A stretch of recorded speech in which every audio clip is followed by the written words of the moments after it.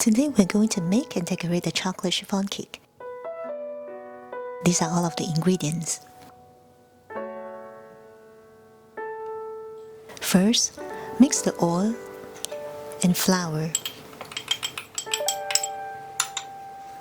First, combining the oil and flour won't develop gluten. You can stir it any way you want and you don't have to sieve the flour neither.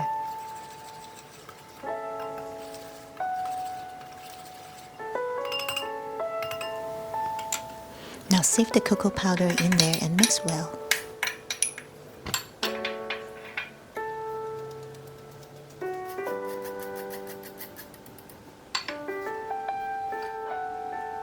The cocoa powder will absorb the moisture quickly, and that's why I didn't mix it with the flour earlier. If not, it will be harder to stir.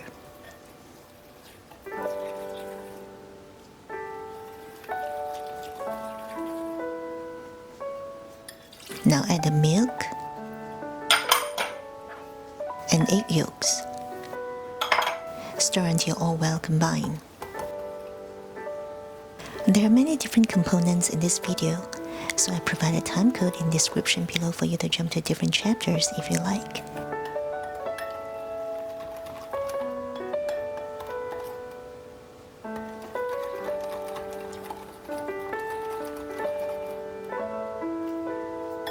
Now let's whip the egg whites.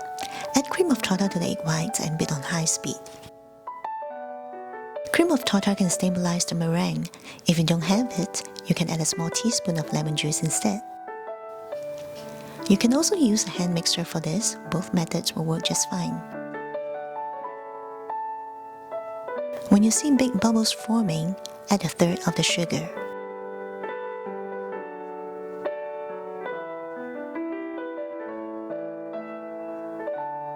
Continue to beat on high speed.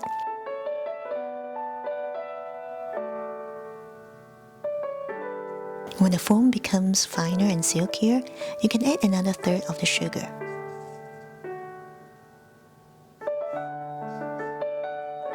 Continue to beat on high speed.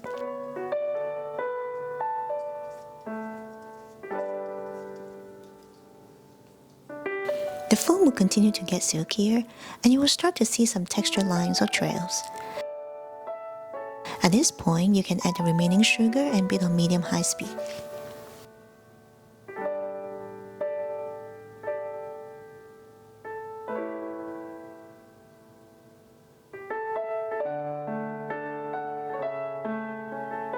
Continue beating until you see some stiff peaks. After lifting the whisk, the meringue is stable and firm and the peak will not drip.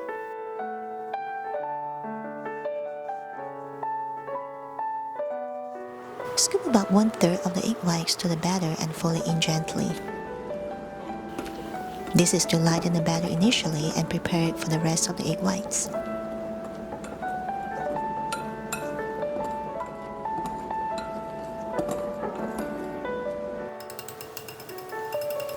Once it's mixed well, change to a spatula and pour it into the egg whites.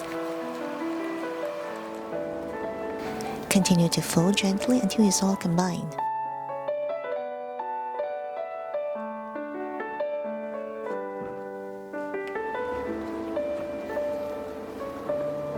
Repeat this movement until the batter is homogeneous. Don't overdo it.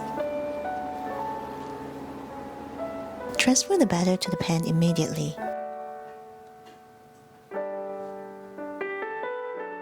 Shake it, tap it a couple of times to get rid of the big bubbles, and draw a few circles with a toothpick to flatten the surface.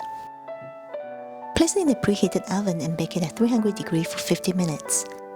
Personally, I prefer to bake it at 300 degrees for 40 minutes, then increase the temperature to 320 degrees for 5 minutes.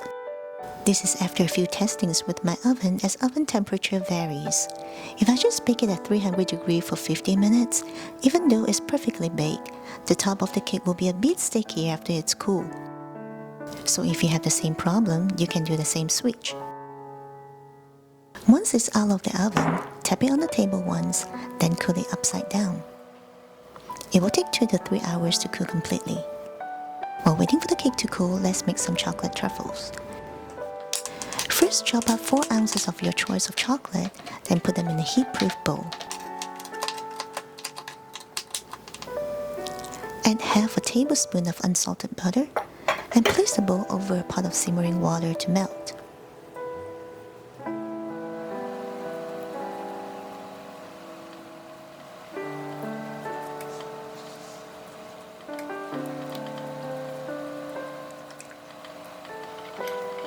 Once they are nicely melted, remove from heat and add a 1/4 cup of warm heavy cream. Simply warm the heavy cream in the microwave for 25 seconds.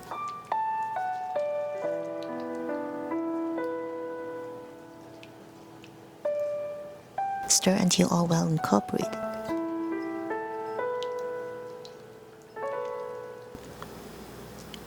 Place this in the fridge to chill completely, about 1.5 to 2 hours. You want to chill it until it's firm to the touch, but your finger can press into it without much force. Now scoop the chilled ganache into the size you want. You can use an ice cream scooper or any of the small measuring spoon. Roll it between your palms to create a ball and place it on a lined plate.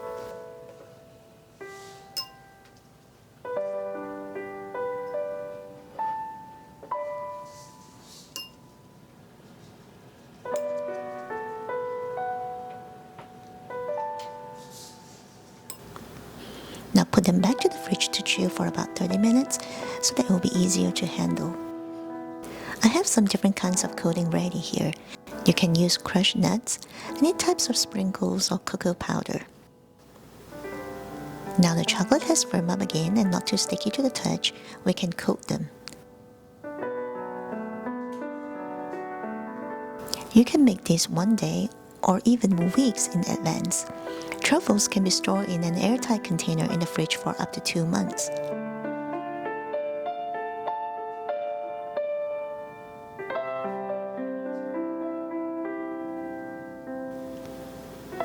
This is all of the truffles that the recipe made. If you want more, you can just double the recipe. The next garnish is going to be some chocolate pieces. I'm going to use candy melts for this. First, melt the 1-inch chocolate candy melts in microwave for about 1 minute. Prepare a piece of parchment paper. First, drizzle the white candy melts on it. Put this in the fridge for a few minutes to set. Now take the hardened chocolate out from the fridge and apply an even layer of chocolate candy melts on it.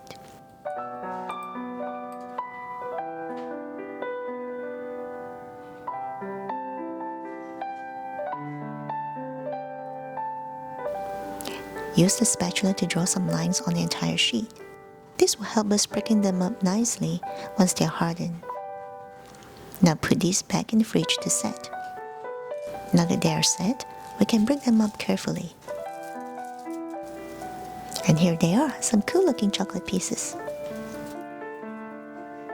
Now that the cake is cool, remove it from the pan carefully, then slice it into 3 layers.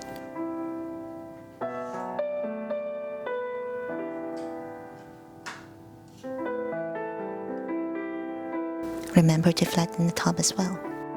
Let's start decorating. Apply a little bit of cream at the bottom to secure the cake to the cake board. Apply a layer of chocolate whipped cream frosting. I'll provide the link on how to make chocolate whipped cream frosting in the description below.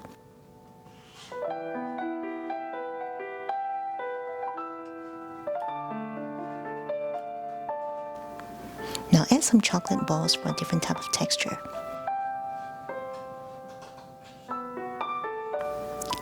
Repeat these steps.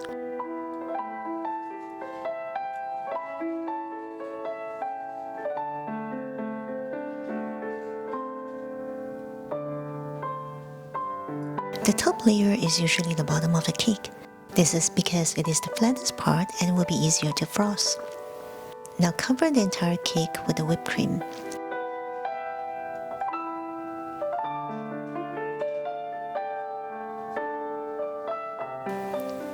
For this cake, I wanted to have a rustic top edge, so I'm going to smooth out the top once right now. Then add more cream around it and scrape it down again.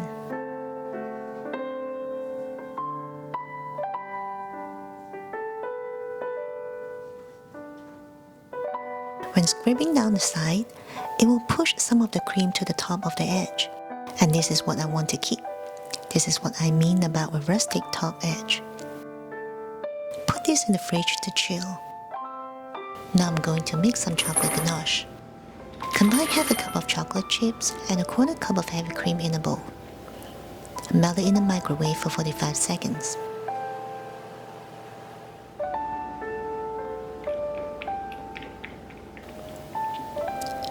Put this in the fridge to chill for a little bit, about 15 to 20 minutes. This is now thickened up slightly and cool off to around 85 degrees.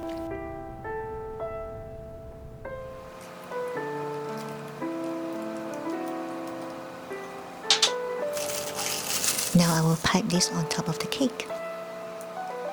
You can just scoop this on the cake. I'm using a piping bag just because it's easier to control.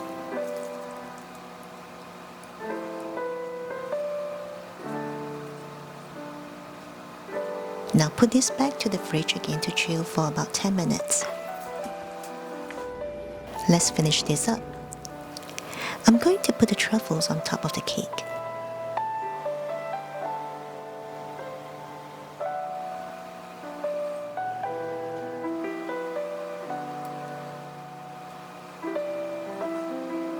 And now the chocolate pieces on the side of the cake. Break them into different heights so they don't look too uniform.